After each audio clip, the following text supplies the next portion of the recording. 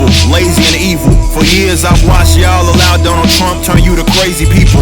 Where's that freedom eagle when you... Welcome to 3 Count Commentaries. And y'all know what time it is. SMARK tier segment. Oh boy, our boy Eric Bischoff decided to work stiff against CM Punk. Said that he shit the bed on the TV ratings and that he's not as hot or as over as he thinks he is. And of course, this was as part of his attack on AEW and Tony Khan, who keeps talking about how much he's better than WCW, etc., which Eric Bischoff does not like. But first, I want to get my thoughts on this subject before we get into the peanut gallery. All right, so first things first. Eric Bischoff made a big deal of talking about the difference between TNT and Fox Sports 1. This is something that I did see Raj Giri and Dave Meltzer talking about. I also saw that Meltzer said what Twitter account, which is run by a pretty smart guy. He also talked about this, and that is Fox Sports 1 is in not only fewer households than TNT, but is a much, much, much less popular network overall. Now, I did some independent research because I don't just trust what people tell me, and I looked it up. So I went to adweek.com, and adweek.com, you can look up the ratings, overall ratings. They keep cable networks by viewership for the month. So August 2021, the live plus same day, P2 plus, USA Network was number 4. TNT was number 14. Fox Sports 1 was number 65. And Access TV, which is the home of Impact Wrestling, was number 96. So if you're one of those people who are really tripping about Impact's ratings, there's your explanation. Access is normally at the bottom. It is a garbage tier channel. All right? But this is, of course, for comparative sake. AEW is in its normal time slot on its normal network, which is TNT. It's a top 20 network, right? And SmackDown was on a number 65 network. So it just says a lot that SmackDown was able to get 800,000 viewers and still tie them in the P2 18 to 49 demographic on a garbage tier network. Okay. And that was for Rampage. So it is as if you had almost all the advantages in the world in order to win this half hour and still manage to only win by 0.02. But that wasn't it. I looked up also. That was August, right? Yeah, okay. So that was the last thing I saw. I didn't see September or October. Well, October is not over yet. So I didn't see September's yet. So ultimately, that is the truth of the matter. SmackDown was on a far less popular network. USA and TNT have the same amount of reach, about 80-some million homes. Fox Sports 1 does not have that. Access TV has even less than that. Fox Access TV is only in 50 million homes. That means for everybody who wants to dog Impact for its ratings, understand, it's only in 50 million homes. There's 300 million people in the United States, right? It's not going to do very well. So, enough caping for Impact. He talked about CM Punk and that the ratings for CM Punk has gone down. Yeah, after that initial spike, that 1.1 or 1.3 or something like that million viewers, the ratings have only gone down for Rampage. And his, Bischoff doesn't follow the product, which is a big problem with listening to his show, as he likes to talk about the past. He doesn't really talk about the present. And because he doesn't really follow the product, he's a little off on certain things. For instance, he thinks that he kind of put CM Punk in the first match because SmackDown was on. That's not the case. If he would have followed the product, he would know that usually Bryan Danielson or CM Punk starts these rampages anyway. That's just Tony Khan's thing. Now what he did do to compete with SmackDown was make it commercial free. That's the only thing he really did different. So, Bischoff not following the product made him look kind of silly in that regard. But he's absolutely right, because his whole overall point was you didn't get even 1 million viewers for your top piece of talent wrestling on this show because, for starters, there was no storyline attached to it. Tony Khan, of course, used the out of, whoa, he's wrestling Matt Sydal, who's not, the most box office. It's like, I don't think people would care if The Rock was on TV. I don't know if anybody's ever noticed. Does anybody really care if, who these guys are wrestling really? Doesn't really matter that much. It's all about the guys. So, what else do I want to discuss here? I don't think there's anything else I need to really get into that I absolutely have to add my 2 cents on, outside of Jericho being a complete and total putz. But, we already knew that. And the recurring "we won" theme that the wrestling media and Tony Khan is pushing, because he wants people to believe that he won the demos and he's the winner. But matter of fact, yes, there is. There's one thing. Bischoff did say the 18 to 49 is the most important demographic, but it's not the only one. And I think people should, wrestling fans are being very myopic when they talk about the demo as if the demo is the only thing that matters. It's not. There have been plenty of shows that have been canceled, even though they did well in the demo, because it didn't fit the network. It didn't fit the network's image. Again, the branding and the content and what advertisers really want to sell is a completely different thing. I mean, if you are a male wrestling show, what are some manly male things? Pizza, chicken wings, beer. That's what, when you look at the NFL, you see those kind of commercials. You see car commercials, you see beer commercials, you see pizza commercials. You started seeing woke commercials, but that's just, because there's more females and black people watching these sports. And when you try to appeal to a different demographic, let's say, AEW knows this. That's why they pulled the Rose to the Top thing, thinking that if we do a reality TV show, it'll increase our female viewership, because it worked for WWE when WWE did it.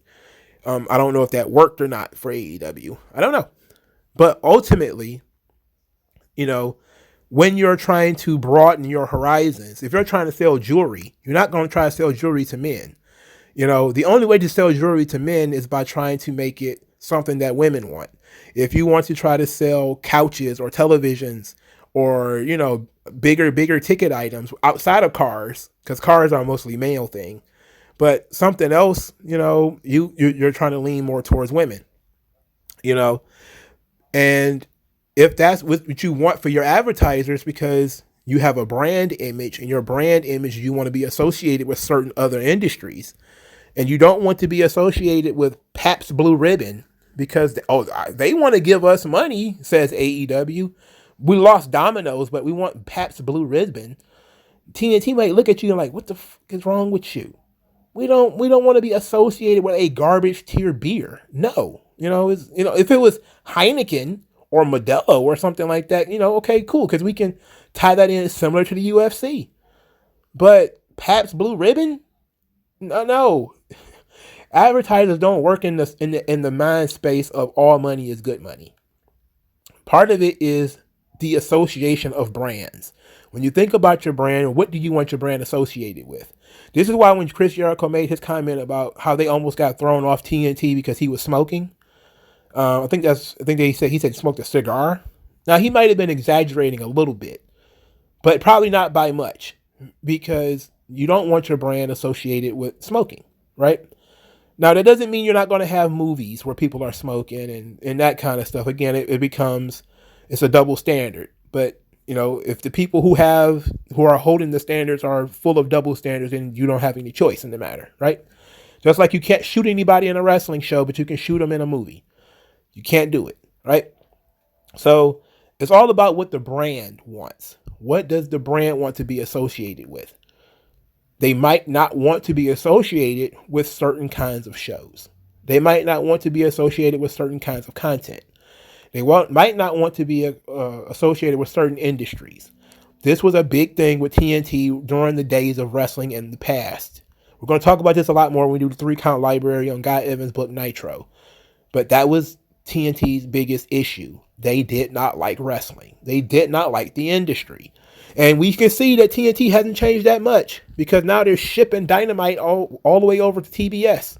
I never saw something that I loved so much that I wanted to give away. So apparently they don't care that much about Dynamite. They want TBS to have it. And I wouldn't be surprised if Rampage doesn't go too long afterwards. All right, so finally, let's get into the peanut gallery. 10 minutes. Yikes. Let's get into this. I'm going to go to the Cultaholic Wrestling Twitter account, which, of course, leads with the Eric Bischoff believes that CM Punk arrived in AEW and shit the bed. It says, let's see what we got here. Let's see. When Hall and Nash came in, we took off. Punk, when you came in, and you shit the bed in terms of ratings. It ain't there. There's nothing in reality to suggest otherwise. And then the fan says, Hall and Nash also came in straight from a different company, not after a 7-year wait. That's true. But here's the difference. Hall and Nash did not compare themselves to CM Punk. CM Punk compared himself to Hall, him and Daniel Bryan to Hall and Nash. He did that. They didn't do that. He did that. He started it.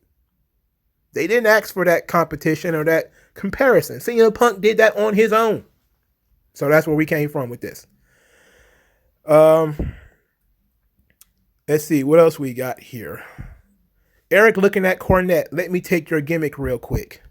Yes, that's a very interesting analysis right there. Because Jim Cornette. Now, here's the thing. Jim Cornette will skip 90% of Dynamite and then say it was a good show. Like, that kind of made me not really want to care about his Dynamite reviews anymore. Because he'll skip, like, I skipped through this, I skipped through that, I skipped through this. Oh, it was such a good show. Because he watched Bryan Danielson and he watched CM Punk.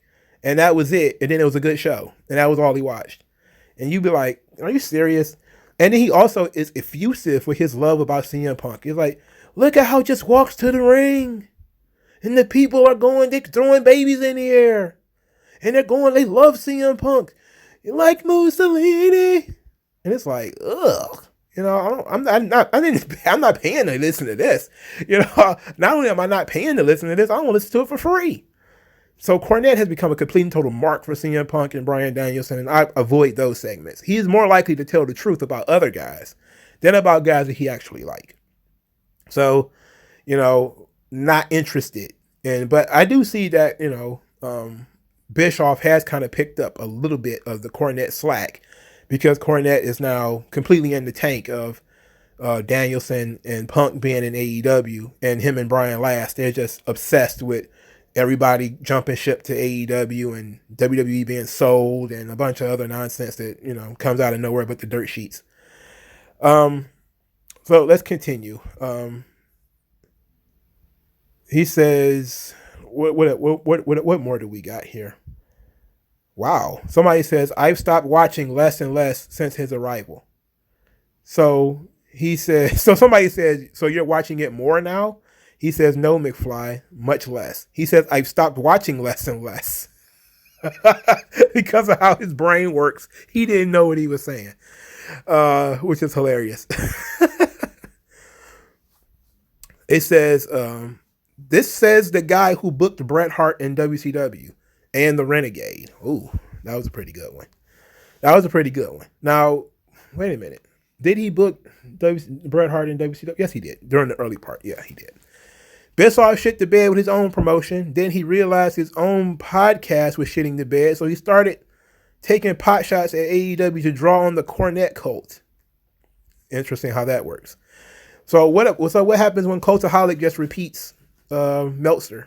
Are they just trying to capitalize on the Meltzer cult? Because that's what it sounds like. That's what it looks like to me, though. It says, find out what color were the sheets that he shit on the Wizard Pip. What? Figure 4 Observer Torch Insider Scoops newsletter hotline. Just $9.95 a month or $345. Somebody, Punk is a rubbish wrestler. He genuinely reminds me of a 12-year-old dancer girl I was at in school. He pauses a lot and makes everything look consensual. What? I don't even know what any of that meant. I don't know what any of that. Is that English? Is he, he being Bischoff, being paid by Vince to talk shit about AEW? Seems every other day there's something new he said. No, he was actually upset about the digs at WCW. And this is how you know these people do not listen to these podcasts or understand things for themselves. They are bird-fed information by other people. I don't really listen to too many wrestling podcasts anymore. I think most of them are boring as hell. Bischoff's especially is boring. He talks a lot about the past, not much about the present. You know, he doesn't follow the product. But to be quite honest, neither does AEW fans. They're responding to a headline without realizing that this whole ordeal happened because Tony Khan was talking about how they're in 96 Nitro mode when it comes to Dynamite, and that they're not going to make the mistakes that WCW did, and that he's smarter than Ted Turner. And Punk is like, oh yeah, me and Bryan Danielson being here is like being like Hall and Nash. They keep making these allusions to WCW. And Bischoff is like, shut the fuck up, run head to head, do the competitive thing, and then make your comparisons. Don't do it half-assed. Don't bullshit from the sidelines. Do it head to head. And these fans just cannot handle that. They don't want it. Oh, I'm at the bottom of this thing already. So the Cultaholic website, that would mean the Cultaholic Twitter account, that was quick. It says, seriously, who gives a shit what Eric Bischoff has to say? Dude shat the bed not once but twice when put in charge of a wrestling company.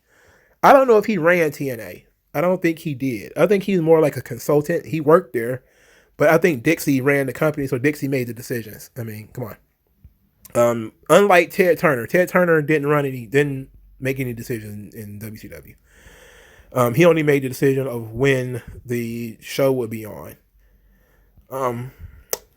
It says, yeah, but you didn't when. Oh, wait, this is Wrestle Purists. They have a lot of responses. Maybe I'll read some of those. But here's one of them that stood out. It says, yeah, but you didn't when Hogan came in. Ratings didn't go up. It's well documented. It takes a storyline.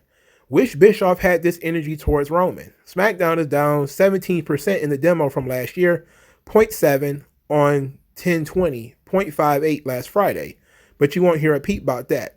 Well, you probably need to ask the question of what else is on that wasn't on at this time last year. Or what is the differences between this time and last year? Last year, Roman was at the top of his game, and he was really just getting started. Now it's been going on for a year, and they're not really doing a great job of building opponents. So it's a good argument, but it's not that much. It is, and plus in the demo, which is an incredible argument because it's always the demo as if it's the only one, which again is wrestling fans not understanding that things are not as myopic as you want to make it seem. Quote, you didn't get AEW 6 million viewers, so you shit the bed. With all due respect to this dude who fights so hard to stay relevant, nobody cares about wrestling anymore besides the people who watch it. That's it. He didn't say anything about 6 million viewers. He didn't say that at all. He just said that, the ratings have gone down since CM Punk has been on it, and that's the difference. WCW was a product for 10 years before it grew to a rival and ever beat WWE. AEW is in its second year of television and has beaten SmackDown head-to-head, beaten Raw in the same week. Eric just being big mad, he is being irrelevant. See, this is what we mean by the narrative. This is what Eric Bischoff is talking about right here. This guy is a perfect encapsulation of what Eric Bischoff is talking about. It's in its second year of television, but it beat SmackDown head to head. It didn't run against SmackDown head to head. SmackDown had a 30-minute overrun that overlapped into Rampage. That was what happened. They didn't start at the same time and run at the same time and end at the same time. It did not happen. And Eric Bischoff is flatly saying that's what should be happening before you call something a competition, and they've never gone head to head with Raw. So this entire argument, and then of course, FS1, but we're not going to go into that. But this guy perfectly encapsulates what Eric Bischoff is talking about.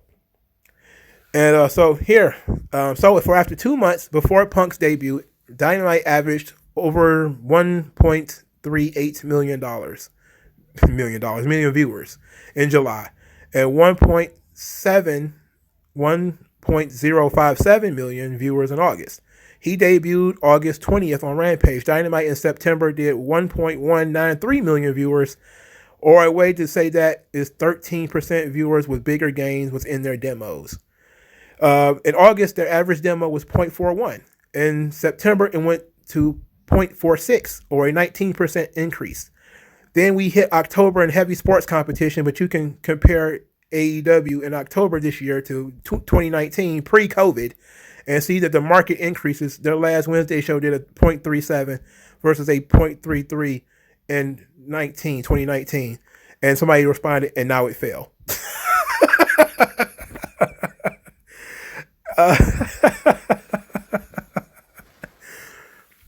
I don't know if any of this is true.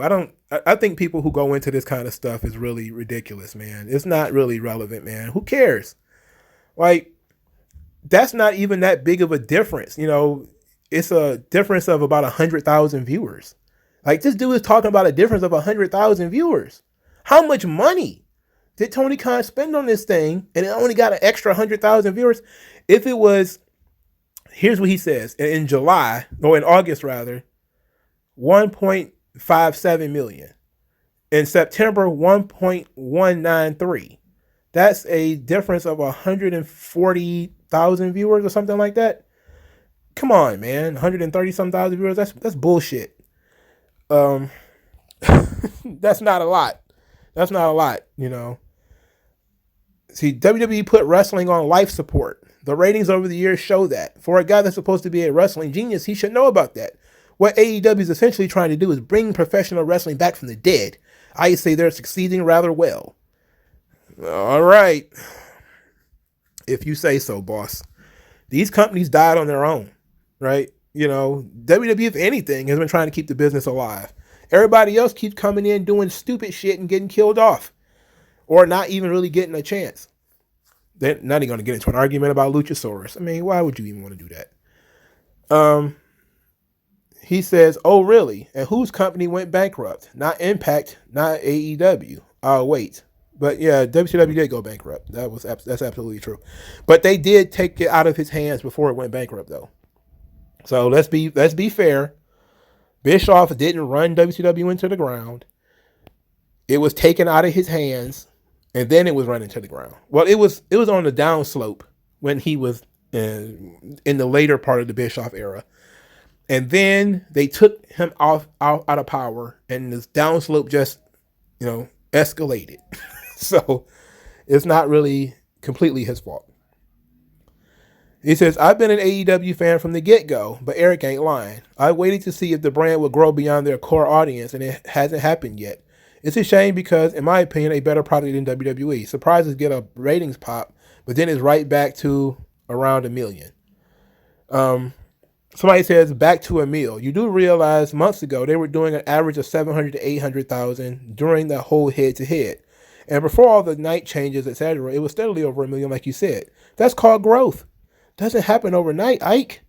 It doesn't happen overnight. But how do we go from back and forth between AEW's number one and it's beating WWE in the demos and everything is so great to, as soon as you talk about it, it takes time, bruh. It takes time, bruh. Give it time. It's like, come on, man.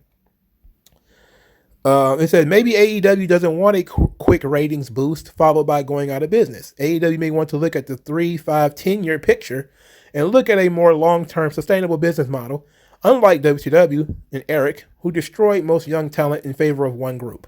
This is, of course, repeating exactly what Tony Khan just said about running young talent out of the company. And it's a legitimate argument. It's the argument I've been saying. I've been telling people to stop talking about, Dynamite beating Raw in the ratings this week. For starters, you're not going head-to-head with Raw. Second, the moment it doesn't happen, people are like, it's just only been around for 2 years. Like, then shut the fuck up. You can't have it both ways. You can't have it where everybody needs to compare everything right now, this moment, and then say you have to wait. I've been consistent. Nobody gives a shit about anything that's going to happen within the next 6 months. It's all going to take years. It's the one smart thing CM Punk said, that you won't really understand the benefit he did to the company until 5 or 6 years down the line. My question is he going to be around in 5 or 6 years? They're not guaranteed other contracts. They're not guaranteed to be on air next month. Who knows what's going to happen, right? So it might be smart business to take your time and say, hey, we're building something here, but that should be their argument all the time. Their argument should be, look, we're still building this thing. It's going to take time. The ratings going up is a good thing in some metrics. Some weeks it goes up. Understand that people are cherry picking time frames and when they want to, because Dynamite's ratings are not 1.1 million, whatever. It's dipped back down, And then you have to take out the averages like the Saturday shows, which, are excessively low. And then you might want to take things that are like the big debut of Danielson or something like that, which would be exceptionally high. You want to take both of those things out because those are outliers. And then you would look at the average Dynamite, and figure out what those ratings were.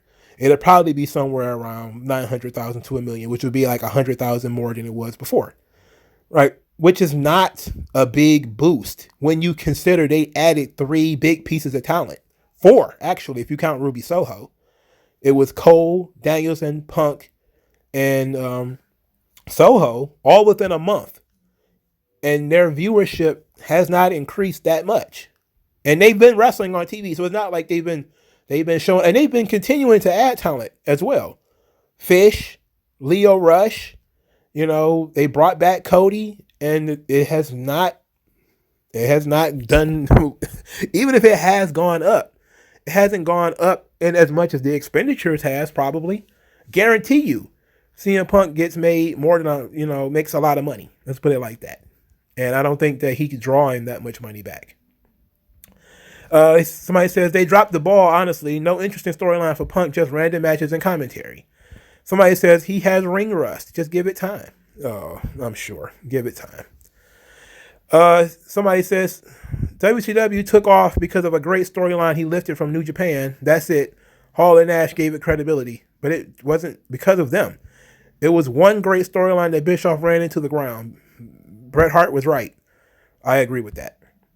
Actually. I'm not going to argue with that guy. That guy is smart. AEW pissed off Eric so bad. And it says, correction, Tony Khan pissed off Eric. Eric has been rooting for AEW the whole time. This is true. Been on several of their shows. That is also true. And he continues to, even as he was ripping them on his podcast, he kept saying that he wanted AEW to do well. He just wants them to stop talking shit about Ted Turner and WCW and stop talking shit about him. You're not on that level yet. Until you run head to head, you're not doing what WCW did. And he is absolutely 100% correct.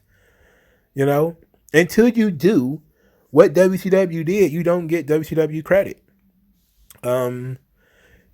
Somebody responds, he killed 2 wrestling promotions within a decade. No one should listen to Eric Bischoff. That's a good point. That doesn't mean he doesn't know what he's talking about, though. He didn't have the talent in TNA that AEW's got. He didn't get WWE is actually helping AEW, if we're being honest. All the releases they've been doing, if you look at AEW's roster when they first started, the 2019 roster, and you look at the 2021 roster, it's a completely different thing. And it hasn't been AEW did a great job of building talent. No. WWE released a bunch of talent. AEW picked them right up. Andrade, Miro, those guys can make a difference. They might not be big box office attractions, but they can make a difference in your company. They're very, very talented guys. In comparison to Joey Janela and that twerking dude who I don't even remember where he went. The Japanese girls, they're gone. They've been replaced by, some of the more American girls, Serena Deeb and Thunder Rosa and something like that. So they've been doing a good job of building a roster. They should be doing better than they are. Let's see. Pretty amazing, too, considering that Punk was a bigger name than Razor Ramon and Diesel. Let's be honest. WCW took off when Hulk Hogan became a bad guy. This guy's delusional. Razor Ramon, maybe. Diesel, maybe. But here's the thing. It was getting both of them and then Hogan turning heel. See, it was Hall coming to the company that lit the match, right? That was interesting. People wanted to know what was going to happen, what was going on. Then they got Nash, and people were like, "Oh, so your eyebrows had to have been raised." Like, "Oh, that's interesting." And then Hogan turns heel, and now it's must-see TV. So it was seeds being planted, and then you got to watch those seeds grow. Let's see. My favorite thing about Eric is the way he says you can't compare now to then he constantly does it. He did not do that. It was, again, the AEW guys that were doing that. Somebody says Danielson and Punk haven't moved the needle that much. I knew they wouldn't. I was telling people they wouldn't. You can go back into my archives and see that I've told people over and over again, they're not going to change the needle that much. Bryan Danielson is Kane from Kung Fu. He just wants to wrestle guys. If you could just put a camera in Bryan Danielson's garage and have him wrestle random AEW wrestlers, there will be certain people that will watch it, myself included, and he'll be perfectly happy, and it doesn't matter who you send. You know, he doesn't care about storylines. He doesn't care about titles. He cares about the match. He's a graps guy. That's all he cares about. CM Punk, he only works when he has a system to go against. He's in the middle of a love fest, and he's going to keep talking about, I love you guys. Thank you guys for loving me and supporting AEW, and I'm going to buy you guys cheesesteaks and ice cream, man. Let's go get it. This is professional wrestling. Because Terry Funk bought the crowd cheesecake and ice cream. It ain't happening. Never happened. Stupid. Let's see. Things take time. AEW is 2 years old. WCW in name was 5 years old at the time he took over. Don't let me add NWA and Jim Crockett Promotions. So I guess he's excluding Hogan and Savage for this. Shows you who's more important in his eyes. Still, you can't compare. Okay. This is partially true. But WCW was essentially a dead brand when Bischoff took over. You have to understand that because the brand existed, doesn't mean that it was a strong one. WCW was essentially dead when Bischoff took over. It wasn't doing very well. You know, it was pretty shits. And then he turned it around. So you got to give Bischoff credit. But he didn't, just the brand just existing, it didn't mean anything. The mere existence of something doesn't mean that it was doing well. It means that it had an audience there to build. And so did AEW. AEW had an audience. They had the audience of people who were listening to Dave Meltzer and Brian Alvarez and everybody else who hates WWE. That was their built-in audience right there. The people who was watching New Japan, the people who was watching Ring of Honor, they stole all that audience too. And now those people don't even talk about New Japan or Ring of Honor anymore. An interesting response here. AEW has run 7 Dynamites on Wednesday nights since Punk debuted. The average viewership was 1.17 million viewers. In the 7 Dynamites leading up to Punk's debut, the average viewership was 1.029 million. Since Punk's debut, viewership, has increased 14%. While the final number is not out yet, All Out 2021 did well over 200,000 buys, which was their highest grossing pay-per-view ever and over 100% increase from 2020. Punk's t-shirt is the highest selling shirt in the history of pro wrestling tees in just 2 months. So per usual, Eric Bischoff is full of shit. He has no clue what key metrics actually make money, which is why he took a 9-figure company and put him out of business. He is a legend in his own mind and a key player in destroying the wrestling industry in the last 20 years. Now, this is an interesting post. This is an interesting post. Interesting series of posts. It's 3.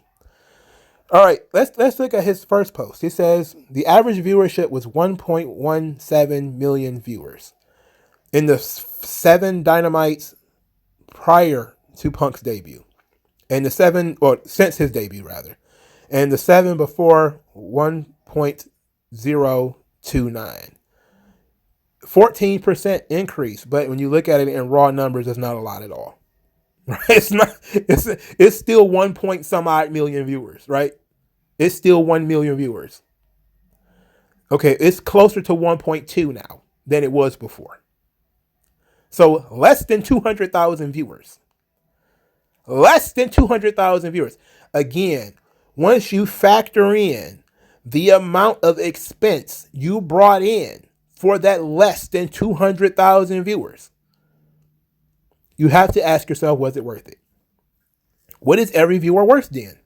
Okay. Danielson, don't forget, Danielson and Cole also came in around the same time, just a couple of weeks later. So, less than 200,000 viewers. And this is provided by AEW fans. So, I don't even know whether this is true or not. I'm just arguing against what he put on the screen. I'm not even going to double check it. There's no point in it. It just looks stupid. Oh, it's up 14%. When you look at the raw numbers, it's less than 200,000 viewers. Who gives a shit? Who cares? His second post. While the final number is not in yet, All Out 2021 did well over 200,000 buys. Okay. But he's comparing it to the pandemic All Out, which is you probably shouldn't do. That's not smart. It's not smart, right? The last year was a pandemic. Probably not the best option for us to compare it against. But I guess that's the only option you have, because that was what was it? 2019. They had an All Out, right? Okay. Probably higher than that too. I think this is the highest grossing one they've ever had. But at the same time, that well over 200,000 is not proven yet. That's what Tony Khan said it was. Okay? All Out was almost 2 months ago. Why is it taking so long for these figures to come out? I don't know. Punk's t-shirt is the highest selling shirt in the history of pro wrestling tees in just 2 months. Big whoop. Pro Wrestling Tees specializes in doing t-shirts for indie wrestlers. Okay, so what? They do t-shirts for indie guys. You know, before this, maybe Orange Cassidy was the highest level, highest selling shirt. That's because he's on a national TV network. They don't specialize in selling t-shirts for everybody. They specialize in independent wrestling t-shirts. That's why they couldn't keep up with the demand. Because it was like, oh, we can't keep up with the demand. It's crashing our site. It's like, yeah, 200 people, 300 people probably bought a t-shirt at the same time or something like that. We don't know what the metrics are. It's a small scale operation that's probably had to upgrade a little bit because of CM Punk.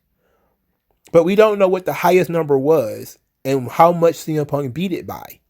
Without knowing those raw figures, we can't really make a solid argument. Did it oversell by 5 or 10 or 15 or 20 or 1,000? We don't know.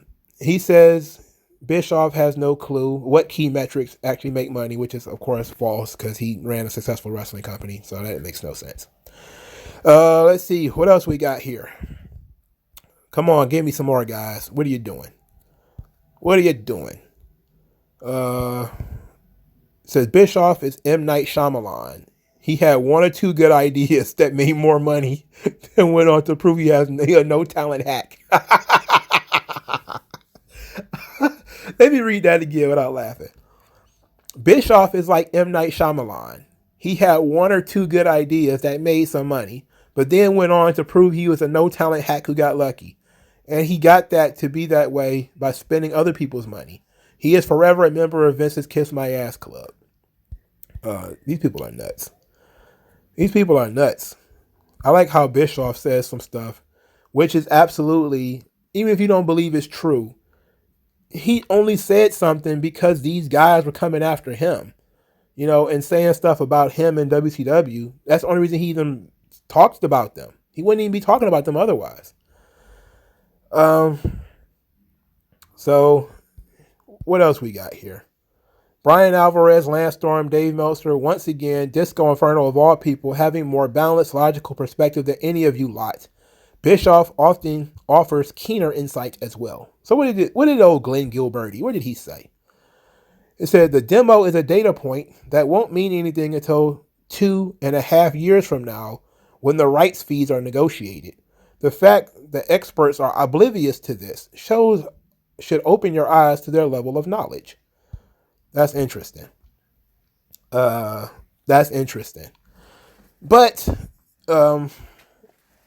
who's to say that TNT even wants to negotiate the rights fees? They're not going to be negotiating with TNT, by the way. They're going to be negotiating with TBS by that time. So maybe for Rampage they will be, but it's already been decided. They're off TNT. So was it not good enough for TNT? Maybe. Nobody asked that question. That's. But what is Disco Inferno? What is his comment section saying? He says, I was arguing with someone about the demos of how it doesn't matter. I tried to get him to admit that no matter what, AEW isn't going to get a bigger TV deal than WWE. He blocked me. It says AEW will never get a TV rights deal to the amount to which WWE receives. Warner Media sees AEW as cheap programming with a niche fan base. WWE is like Coca-Cola, and AEW is like RC Cola. Damn. Wow. I don't know if I would go that far with it. They're certainly not Pepsi. So maybe Faygo, maybe Faygo. Is Faygo national? Anybody from the United States? I know, there's a Faygo bottling plant here in Detroit, and I think it's actually born in Detroit, if I remember correctly. But I think Faygo is national. But Coca-Cola is number one, without question, right? Even though I don't know anybody who drinks Coca-Cola, it's still the number one beverage, caffeinated beverage. What the fuck is cola anyway? Moving on, because I'm lost. Matter of fact, let's go through Disco Inferno's comment section. Let's see what he got to say. Somebody talking about Corey Graves being awful. I will not stand for that slander. Imagine 20 years ago being told that Disco Inferno would be the most knowledgeable in a wrestling argument. I don't know about that. I would say that he's willing to make the arguments that most people are not willing to make. He is one of the few people who is actually trying to help the companies by criticizing them and saying that what they're doing is wrong and not going to gather any viewers. It says SmackDown did 2.1 million viewers and close to 600K on a replay when back on Fox. Anyone who thinks that this is the TV audience for AEW that there is for WWE is just fooling themselves. One day, maybe, but no ad executive is going to be fooled by real current numbers. Come on. Okay. Let's see what this guy says here.